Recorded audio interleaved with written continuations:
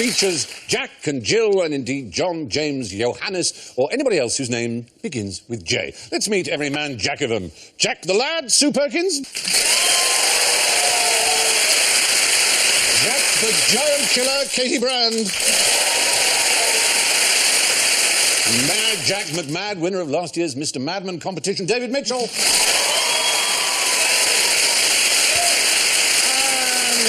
Someone who doesn't know Jack. It's Alan Davies. So, buzzer-wise, let's hear it for the girls. Katy goes... Jolene, Jolene, Jolene, Jolene. I worship that woman. Sue goes... Yeah. Good. David goes... Oh, and Alan goes...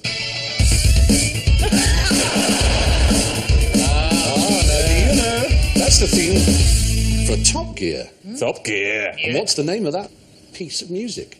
It's hard to think that the most testosterone-driven programme in television history is introduced by Jessica. That's the name of that song. It's Jessica by the Allman Brothers. And that's the most interesting fact in the world. So, don't forget, we're looking for names beginning with J. Who dies if they don't have sex for a year? Oh, is it Russell Brand?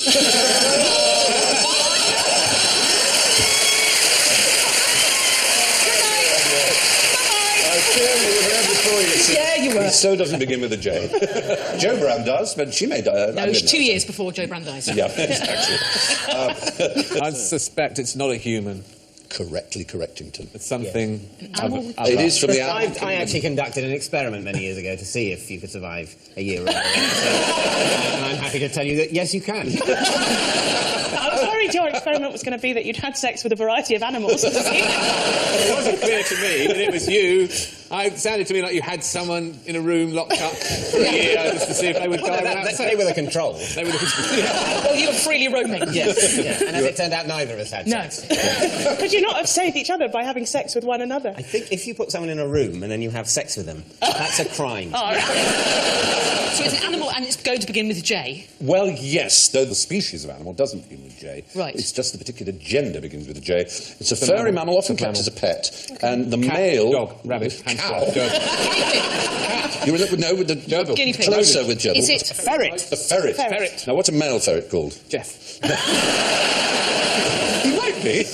Actually, they begin with H. They're called a hob. A hob? But a female is called a... Jenny? Not a Jenny, but it might as well be, almost. It's a Julia. Jennifer? No. A June. Judy. Jolene, Jolene. It's not Jolene. I won't be so pleased. Jane. No, it's a Jill. How do we not get Jill? A hob and a Jill. Who knows why these... Hob and a Jill? Yeah, these are medieval assignations. It's extraordinary, isn't it? Sounds like a dance. And what happens on... is it literally on day 365 they just explode? Well, in Come on! In midsummer, they become estrus. They're on heat. Right. The poor Jill, the poor female ferret... Jill Ferret. Jill Ferret, yeah. And if she doesn't have sex, she carries on producing estrogen. She gets aplastic anemia and dies. So she basically boils to death of heat? Yeah, kind of. I mean, so what you have to do if you have a pet female ferret is either spay her... That's what I was going to say, It would be the ultimate sacrifice. Find a hob for her. Find a hob for her. And then cook her on. You can give injections. You can give injections. It's easier to have sex with them, really. Yeah. It's going to take away some of the pride in the conquest from the male ferret, towards the end of the summer. The male ferret is very ferocious. They have a hooked penis. Yes, do they have a bone in there? They don't like a badger. It's a good thing. It's a hook, really. So it's up to the male then to unhook himself when he's satisfied. He also bites the back of the neck of the female. Like fun. Sounds like Russell Brand. Got me along. So, yeah, there's your ferret. And it comes from the Latin feruta, which means... Have sex with me or die. It means, actually, little thief. They're always nicking things. That ferret looks very sweet there and doesn't look like the sort of ferret that would hook you with a bone in its penis. But that's how they get you in, isn't it? Yeah. Your neck, So exactly. they get you with the eyes, the soft eyes. Yeah, they look so Then lovable. comes the boomerang cock. Flatworms fight with their penises like swords. Really? And the one that loses gets stabbed and becomes a girl. Really, sister. So they fight. So they both got penises. Fight. Ah! And it's like fencing. But when the rapier goes in, it becomes a lady and has to give birth. But that's win-win for the victorious one because they win and then they get to have a shag. Yeah. With the newly formed female. The loser gets hurt and then suddenly develops breasts. And violated. Feels violated and then has a baby. Let's not get all women's lib about Yeah, this. let's leave that. Anyway, what made Mad Jack so mad? Something he ate, I expect. Well, You've been on holiday. That's a Mad Jack. That's a very familiar. People are always eating things. Or there's stuff in paint that makes you mad, doesn't it? But it's really, where's the phrase Mad Jack come from? The Why original Mad Jack. The original Mad Jack, they go back quite a long way. It's basically applied to anybody, whether they're named John or Jack or not. They're just called Mad Jack. And Who was the first Mad Very Jack? hard to trace, very hard to trace. There was Mad Jack Mitten, who was a very eccentric aristocrat who paid £10 to 1,000 of the constituents of Shrewsbury for their vote, which is the equivalent of £750,000 in today's money. That was in 1819, and he was elected to be the member for Shrewsbury. Sounds broadly similar to our current system. Yes, it does. Doesn't it? And also similar to our current system is he found debating incredibly boring. He only attended one session of Parliament for 30 minutes, having paid £750,000 for the privilege, and then stood down in the next year, 1820. It's a hobby. If you're an aristocrat, you're eccentric, aren't you? But If you're poor, you're just mad. mad. You're loony. You're I know, that an is asylum. basically. So he did end his days in a debtor's prison. He lost all his money. He once set fire to his nightshirt to cure his hiccups. Probably, that would probably work, but it's not actually a shock, is it? No, it's not. If you can get someone else to do it at some moment that you're not expecting it, then that's a shock. Although Very then you could disappointing. end up in a sort of Clouseau-Cato scenario where it's impossible to explain to someone that it's no longer necessary for them to find a moment to set fire to your pyjamas. wake up in the Burns unit and go, oh.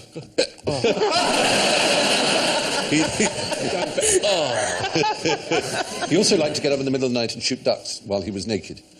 Naked duck shooting. Was there any reason for the nudity?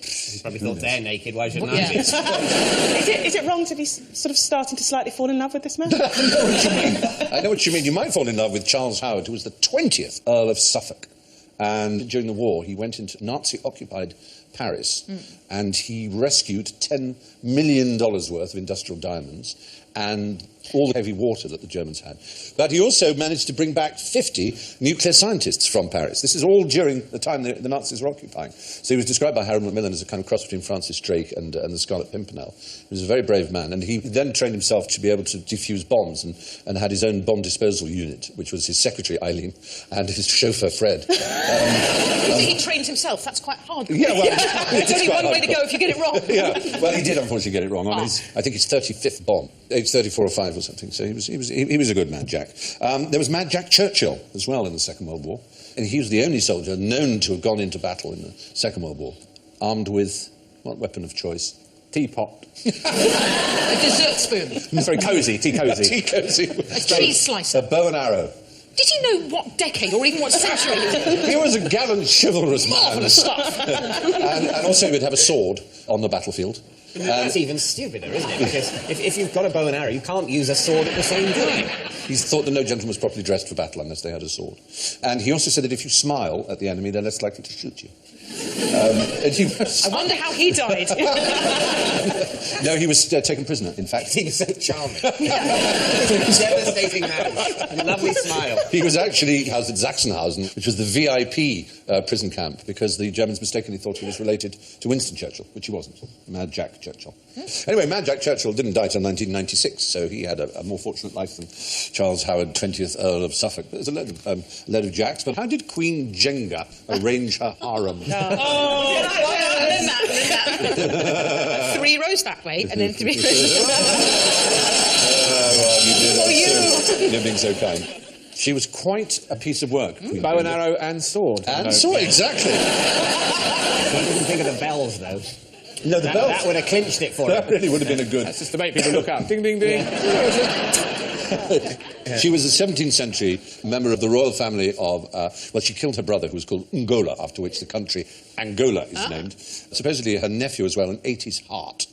And she liked men to fight each other to death, and the winner would sleep with her for the night and then be killed in the morning. So she What's the incentive to then to enter the competition? Well, you're killed either way, so whether you killed and get a shag or you're killed without. What kind of shag would you have when you know at the end of it you're going to get murdered? I mean, that is one tense coitus. I think Mr. Tiggy would probably be a bit shrivelly, wouldn't he? Yes, Mr. Tiggy would. Is that not a universal name? Is that oh, my goodness. Too much Mr. Tiggy information. There must be the promise of a reprieve. Well, you'd think if you were really, really You good. will really please me. Yeah. I will not kill you with my bells. Or my sword or my big bag. Yeah. What's the bell for? Is that to just give somebody tinnitus before they're eviscerated or something? Room service. She was not a... She was not a... You rang. She was not a kindly soul, it must be said. But what of the game Jenga? What do we know of its origins? I wanted to say Scandinavian. Scandinavian. Is it It Scandinavian? does mean something. It's a Swahili word, Oh, so Swahili. it is African. In fact, it's from the Swahili for timber. Actually, the reverse. It's the Swahili for to build. And it was invented by a woman called Leslie Scott, and she's still with us, I think. So it is pretty recent. You can always get giant versions of it. We had a giant one, and we thought it'd be a great thing to have at a party with lots of toddlers around, but actually 3 or 4 of them got quite severely injured. Yeah, because you build them up and you say, oh, the kids will, they'll like that. And you wander off and have a glass of Pimm's, and suddenly there's sort of... Blood everywhere. Slaughter. Infanticide. One underneath a lot of... where's Timmy? I don't know. He's under the Jenga. That's an extremely middle-class form of neglect. Yes. Crushed by the Jenga. Jenga. I've never liked Jenga. Yes, why does it have to be plain wood? It makes it look like it was invented at the time of Boudica. Yeah, make it... It could be colourful wood. There are versions with coloured wood. There are adult truth or dare versions. There are rolling dice versions. People have tried all kinds of variations. What about a Lego version? And then, you know... You try and get one out. That would not be easy. Well, it's just you can play it with cement and bricks. Yes. Like you're just building a house. It's just construction. Gold bars. Well, the only limit is your imagination. Surely that's not Jenga's slogan, is it? Say, there are severe limits within even my limited imagination. I think their slogan is, this summer, the logs will fall. Are the children safe? How many... Oh my God, yeah, it's like the sort of borrowers in How many pieces are there? 90. I mean, 9? What? 90. No, it's got to be a number that's divisible by 3. Intelligence. Well, That's 90 nice to is hear. a number. Alan, divisible by 3. 330. I said 90. Yeah, well, that's true. Yes, yeah. Damn it. Voiced by my own petard. Are they not 90 No, then? they're not. They're 54. In fact, 18. That's A not... triple 18. That's Yes. quite good with No, threes because of the 54, dartboard. 54 also divisible by 3. Yes, you can tell whether a number is divisible by 3. If you add up, like 54, you add the 5 and the 4, and yes. if that's divisible by 3, the number is divisible by 3. Oh, Very true. where were you when I was 7? And if it's divisible by 9, you add up the numbers and they add up to 9. 81, 72, God. 54 again. Does it work over 100? Yeah, they're always at 9s are freakish. They're fantastic. It can't. Great. Well, you add up the digits, yeah, until you come to a Until single number. 108, Right. 117, 126, 135, 144, Yep. 153. All out to 9. All working. 162. How long have we got? Yeah. Lost me, I'm afraid. 180, yeah. Yeah. It is amazing, isn't it? It's really just cool. Wow. Maybe God's a Up to magician. 180, and then 189. Yeah, is 17 He's still- plus 1, which is 18, and 8 and 1 is 9.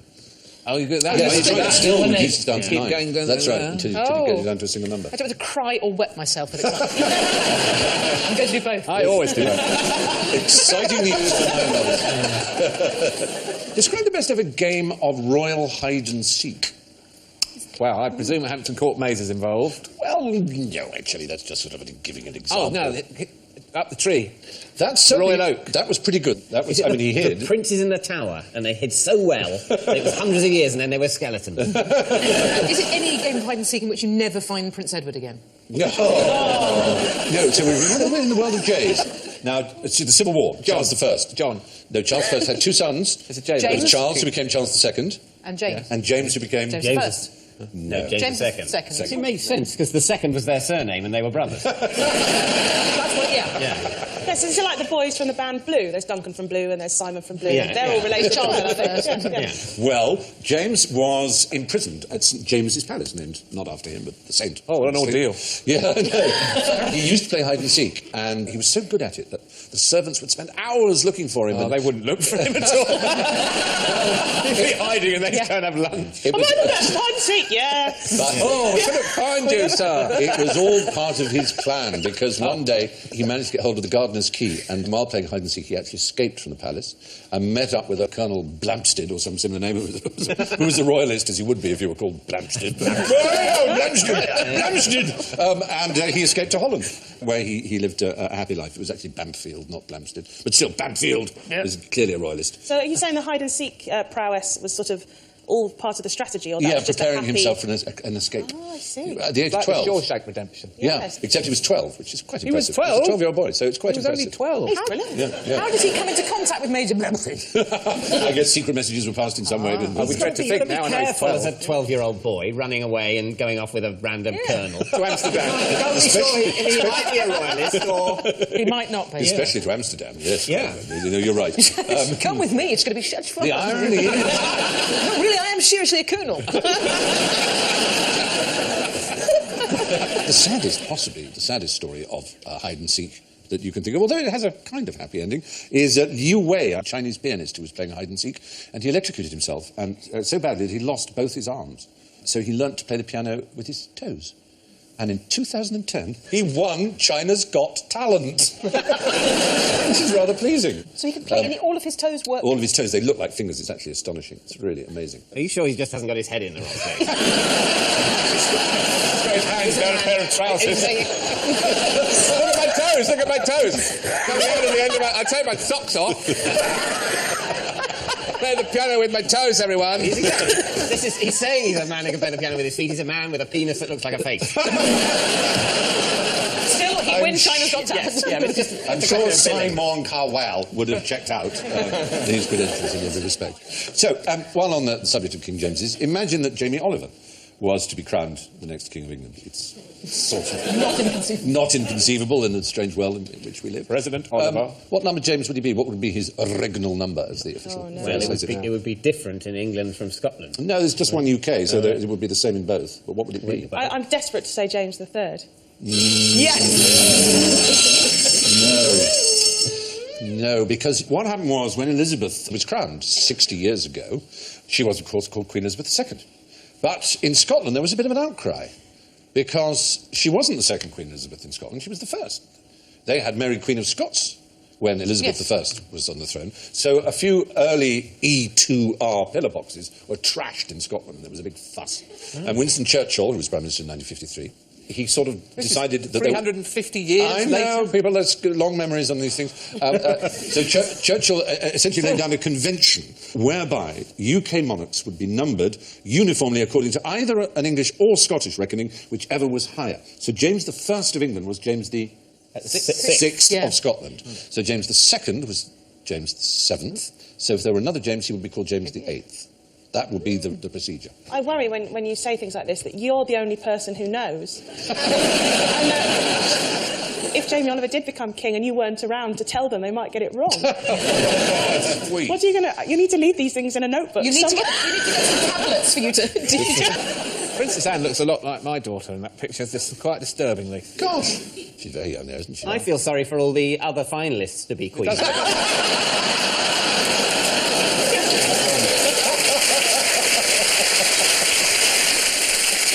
Yeah. There is also unresolved controversy over the naming of the QE2. Do you know what this might be? Well, I've always wondered. I wasn't never sure whether the QE2 was named after Queen Elizabeth II or was the second ship called Queen Elizabeth. Yes. Because there's a Queen Mary too. Exactly. It's the second vessel of the Cunard line to be called Queen Mary.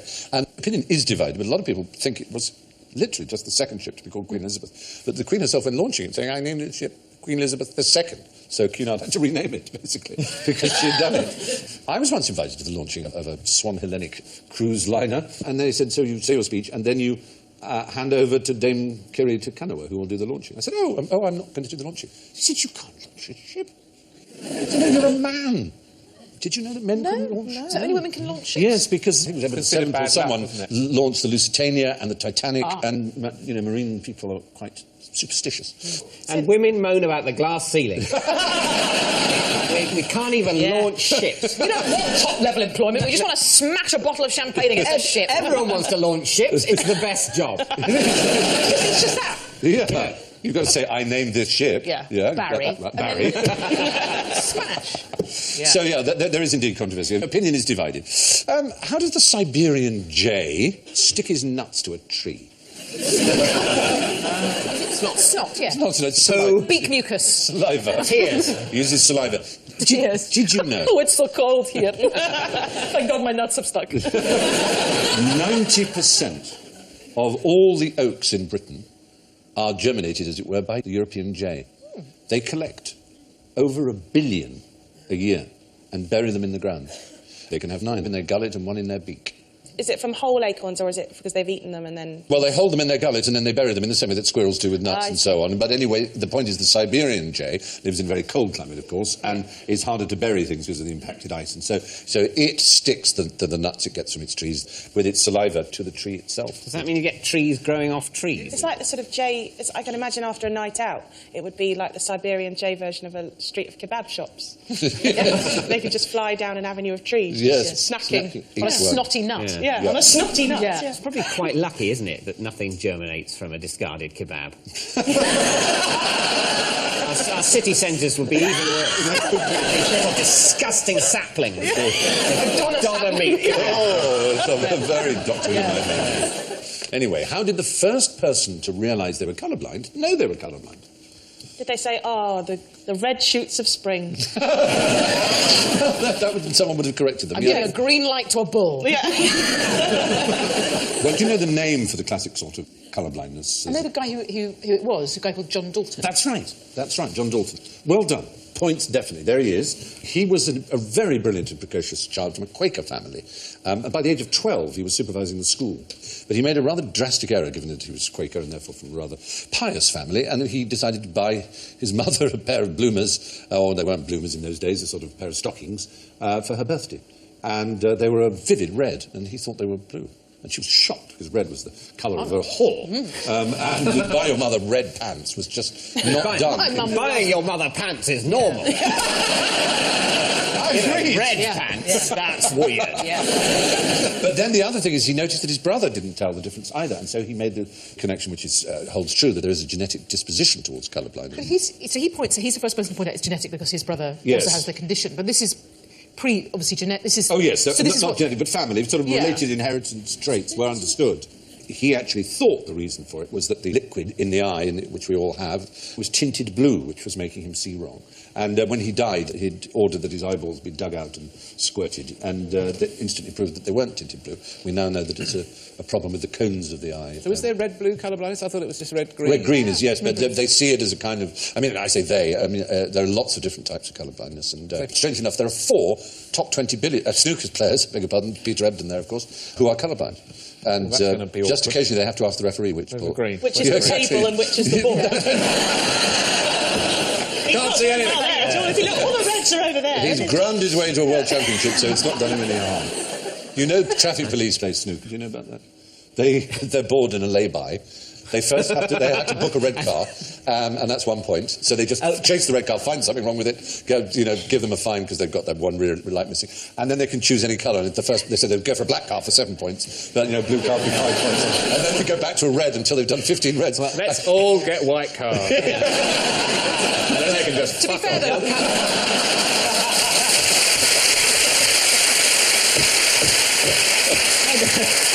I'd say worse things have been done in a lay-by than that. Horribly true. Horribly true. But yes, that was Dalton's problem. He's sure that his mother wasn't also colourblind, but just didn't like being bought pants by her child. I think we're pretty certain about that. I think it was perhaps more normal to buy stockings, shall we say, for a lady. Just stockings and suspenders or something. Yeah. Something normal to buy your mother. The little thong. A French little tunic. Everyone likes their mothers to look sexy. Stick to the blue, not red, because that makes it look a bit hoary. That's going too far. David, and Summers vouchers again. A big drawer full of Ann Summers about. So, what do you know? Another agent provocateur Christmas. What do you know of the colourblind test cards? What are you seeing on the can you... The number 74. Very, very clear. Well done. All I can see it, but not very clearly. So, what does it mean they can't become? Pilots? Well, no, oddly enough. Snooker players. No. We know that they could be Bullfighters. No, actually, it's a myth that you can't become a pilot if you're colourblind. It's only if you're very severely colourblind, the worst kinds of colourblindness that you're Can't tell the difference disallowed. between the blue sky and the green. Yeah, something like that. And the grey tarmac. The very worst kind of colourblindness or blindness. Anyway, they're called the Ishihara tests, devised by Shinobu Ishihara, who worked at the military medical school and was asked to screen military recruits for abnormalities of colour vision. The first plate, that's an orange number 12, which is, I'm sure you can see that. This was used in the army to weed out draft dodgers, because if they pretended they couldn't see that it was a 12, they knew they were lying, because everyone who can see that that's a 12. There's no kind of colour blindness that can mistake those two, so that was right. And I was feeling proud of being able to see it. But don't despair if you're colourblind. There is one advantage you might have. Can you think of what that would be? Ration books? No, it's you're less likely to be fooled by camouflage. Because the tamarind, the New World monkey that's colourblind, and the tamarind is much, much better at eating insects that are disguised as leaves or twigs or whatever than other mammals or birds who eat insects, because they rely on colour more for identifying things. So colourblind people were used often for spotting, look, I can see the tank's covered in a drape there, for example. What begins with J and was used by the first man to row the Atlantic to attempt suicide? Jizz. Suicide by jizz. Just on any level. I mean, Jill the ferret had just sex star for 364 days. Attacked him in erotic frenzy. Yeah. Jellyfish. That's something that they do that are in the sea. You're right. It's slightly confusing. This happened to be the first man to row the Atlantic single-handed. It wasn't while he was on the boat. No. He was very extraordinary. As a child, he nicked a pistol from his scout troop leader and fired at his fellow scouts and was expelled from the scouting movement. I've got a badge for it. But then at age 13, he ran away from home to live in the jungle. And then in his early 20s, he met a pirate who taught him to be a pirate, and he pirated his way around the Caribbean, smuggling liquor and cigarettes and things. And then in 1969, January the 20th, he pushed off from the Canary Islands in a self-rising rowing boat and rowed all the way to Florida. It took him 180 days. And he was the first person to do that. But it was when he was in the jungle in South America that he despaired of his life, and so he wanted to be killed by something beginning with J. Oh, is it a jaguar? Is the right answer. A jaguar. Exactly. So what did he do? Did he go out in a meat skirt and a meat helmet and just wait there in the middle of the jungle waiting Well, in a sense, No, he just wound them up all night, like teasing them and taunting them. You look a bit like a cougar, no one can tell the difference. You're a panther. But the other thing is, he kept a gun by his side in case he changed his mind, and as the jaguar attacked, he did change his mind and shot it dead, and then sold its skin. So it was a bit, frankly, unfair on the So he jaguar. didn't die? So he was just lying. Basically lying. But he really wanted to end his life, so he went out and he had a gun. Aggravated. Yeah, I You know. got a spear. I know. If he'd really meant I don't believe this bloke. I'm sorry. I don't know how to kill myself. I'm going to wait here for a big cat to arrive. Sit here winding up jaguars for days. Yeah, he's just doing it for attention. Yes, I think so. The J part of it is that his name is John Fairfax, and if you look up who, the first person to row the Atlantic single-handed was, it was John. Johnny Fairfax. Yes, absolutely. Now, who's this? What are they doing? I thought it would be 10 times as exciting as a swing boat at the fair, but it wasn't. There was no sensation, just a lot of noise and wind. My hair was blown into a tangled mess, which couldn't be combed out for days. The inventor of the hairdryer. Is it Brian May on the latest Thorpe Park ride? Well, we're with a transport experience, and this person was famous for their achievement in it, but the first time they tried it, as they say, they thought they found it horrible, noisy, Amy Johnson? Amy Johnson is the right answer. Very good. It's a J. There she is. It's the J. And what was her great feat? She Flew the Atlantic. Yeah. No, that was Flew all across America. Cocker Brown. No, she flew from... Flew to the moon. Oh, she flew from Britain to Australia. To Australia. Yeah, it's a heck of a flight. Did she ever come back? Yes, she certainly did. And when she came back, she landed at what was then the sort of London airport, which was Croydon Airport, and there were 200,000 people there to meet her. You're kidding. No, it was a sensation of the age. Was there a car boot sale going on as well? She had a 12-mile parade through London. So she was describing when she first got into an aeroplane and first flew. She hated it, absolutely hated it. But she stuck with it and became obviously incredibly good at it. So, yes, now then, talking of flight, I want you all to do a jolly jape now, which is make a dart, a paper dart. And see, the person who can throw it the furthest wins. Talk amongst yourselves. Yeah, That's a piece of there are various kinds you could do. Just try the type you did at school. Forgotten how to do it. And obviously, take your time as quickly as you can. The thing is, I'm going to make one in the way we used to make them at school, knowing full well that they didn't fly very well. Well, some people were good at it and some people weren't. Let's see how well you're doing. Precision engineering. Oops, made a hat. I'm going to put little flaps on mine. Is that all right? And a tail. I just Help had yourself to that flaps. idea. You seem to be... David, Done this have a go. completely As far wrong. as you can go. Yeah. Not bad. Should you throw it or should you pass like a bowler? Well, is great. it's up to you. Look at that. Yours looks Yeah, that great. looks very absolutely. good.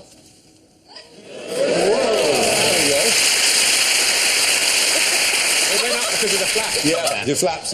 corrugated Flaps roof gave it tile. lift. Watch out in the It's back one of row. those- This is going to be lethal. It's one of those stealth ones. You won't be able to see it. You won't be able to measure it. Yeah. You can buy it from Wick. It's got our name on it. Oh!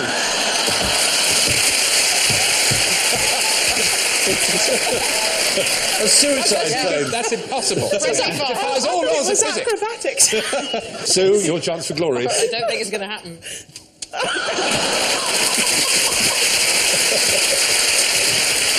Well, despite the brilliance of Amy Johnson, but would you be surprised to know that the paper aeroplane that goes the furthest looks like this?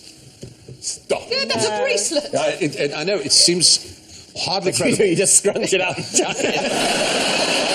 Unfortunately, not very good at throwing it. I've practiced a bit. But the world record is 200 yards. No way. I'm not kidding you. Straight down. You're supposed to give it a twist, and that's why I'm not good at it. I've never thrown in American football. That's what you've got to do, is do it in the style of an American football. Whoa! There you go. Not bad. Really good, isn't it?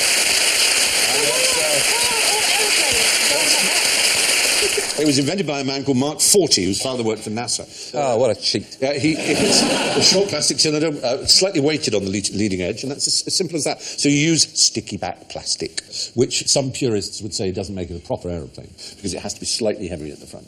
You would not imagine that was so aerodynamic a shape as a dart, which just to our eyes looks right, doesn't it? Is that the future of passenger Darts. The future of aeroplane? darts. I thought you said ducks. They're going to evolve into kind of cylindrical little beaks at the top.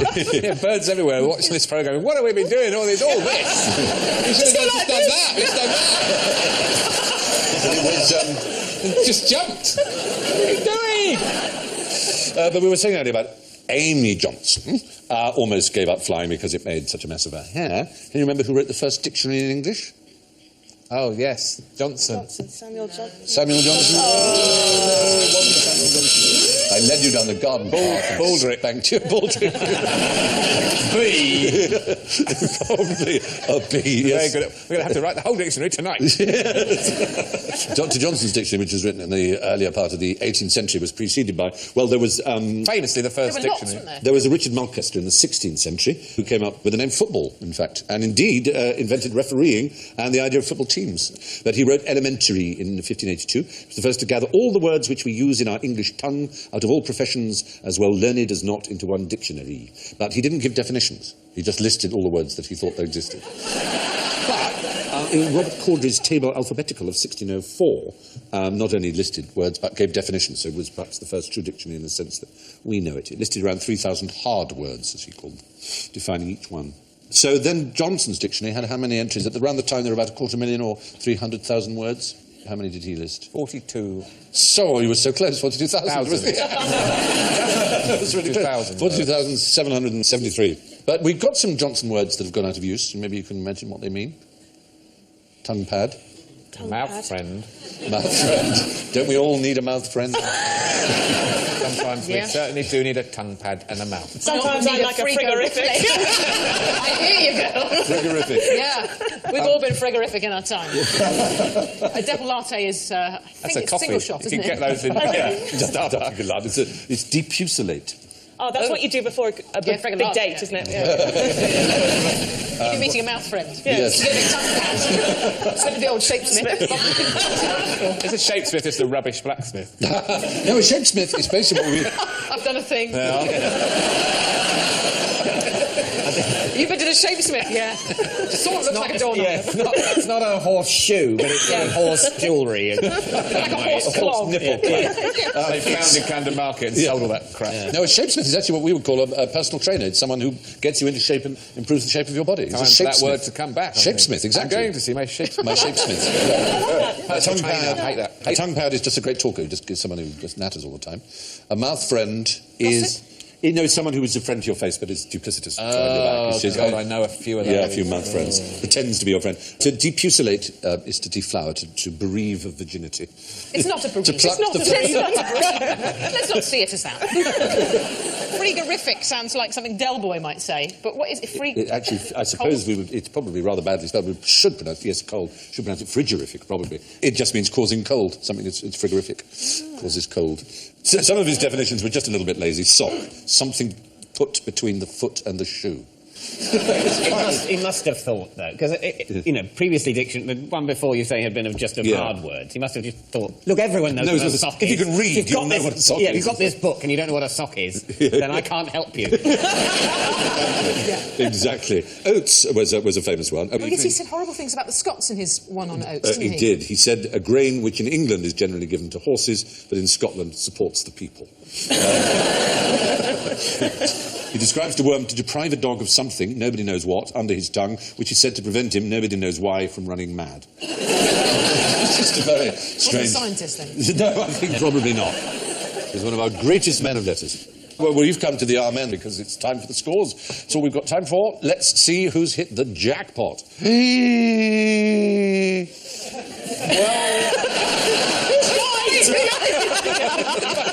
I'm afraid it's Sue who's died in last place with -12.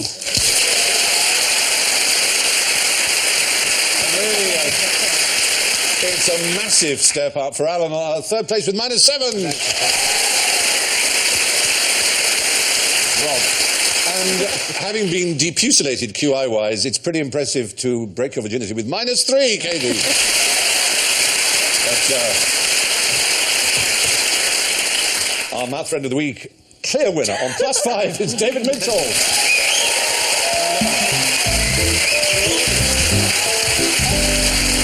So, this is where we jack it all in and say that's all from Sue, David, Katy, Alan and me. Be excessively nice to each other. Good night.